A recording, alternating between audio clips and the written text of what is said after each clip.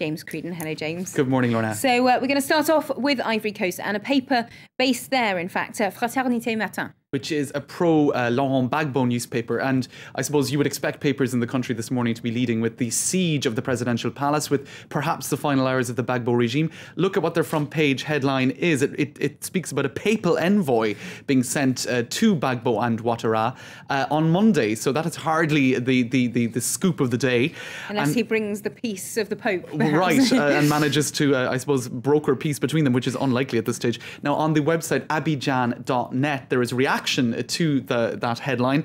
Sylvestre Baladar says, well, an emissary of the Pope is not up to the job. God himself would have to come to resolve the problem now. Another says, we thought that God was on Gbagbo's side. Indeed, Gbagbo and his wife are quite evangelical and would have repeated a lot over the last 10 years that God had chosen them to lead the country. Well, you would think it's Lucifer now, says Amara Ahidara, because God would not have abandoned his children in this way.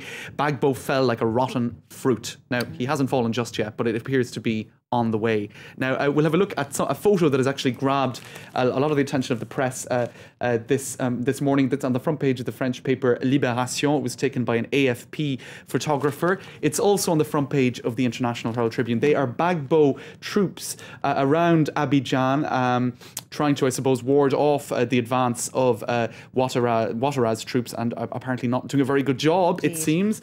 So that photo grabbing attention today. Now, another story on the front page, uncertain Japan's youth seek meaning. Now, this I thought was quite an interesting story. Today is the 1st of April, which is traditionally the day when Japanese young employees start their new jobs. It's sort of like the I suppose, the Japanese rentrée, which is typical here in France of the start of the working year. Now, apparently they were often criticised, this generation, by their elders for being lazy, for not respecting Japanese values of hard work, etc. And they're surprising those elders, apparently, by flooding non-profits with offers to help as much as they can. Students are out in the streets looking for donations. Social networking sites are abuzz with people looking to do whatever they can to help out. And there's just two quotes which I found interesting. One young man starting work says, "Before the earthquake, I only thought about myself, about what I could do for my new company. Now I think about what I can do for the whole of society." Another, who is due to start at a bank, says in fixing broken walls and retiling roofs, he's hoping to repair people's lives and bring deeper meaning to his own. So big changes there. Indeed, and sort of heartwarming testimony about people just doing everything they can to help out. Now let's move on to the UK paper, The Guardian, because they're talking about Colonel Gaddafi's envoy who's in Britain. Absolutely, and indeed, this is Mohammed Ismail is his name now. He's an envoy of Gaddafi, and in particular his son Saif al-Islam.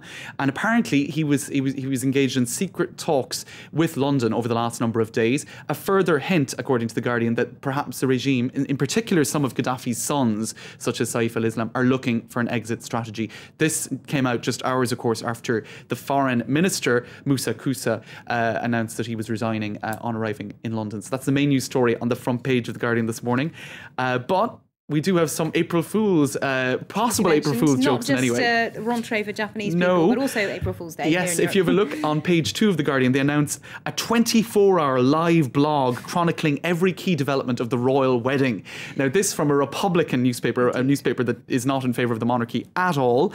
And because on some other papers that could quite easily be completely very serious. credible, very credible. And actually, if you go onto the website, one of the second or third items, we don't have it here, is the French news channel France 24 is reporting that French President Nicolas Sarkozy is using diplomatic back channels to try to seize control of the royal wedding. Now, I thought it was maybe vaguely credible until I read this. This is seen as crucial for the president's hopes of re-election in 2012, says the blog.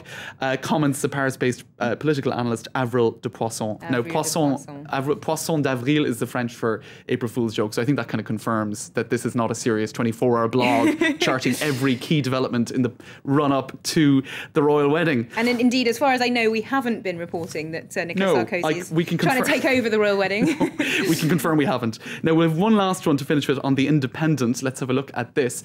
Apparently, Ronaldo, the famous Portuguese football player, in an act of utter self-sacrifice, has offered to play henceforth for Spain.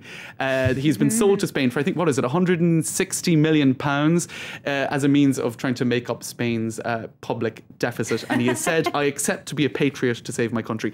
I don't think that's about as credible as the Guardian 24-hour royal blog, I think. Wow. Well, thank you very much indeed, James, for that look at serious and not so serious and indeed not true news from today's April Fool's Day papers. Thanks, Well, still to come here on Live from Paris. William Edwards from our business desk will be here with a look at how events in Ivory Coast have actually brought down the price of the country's main export, cocoa.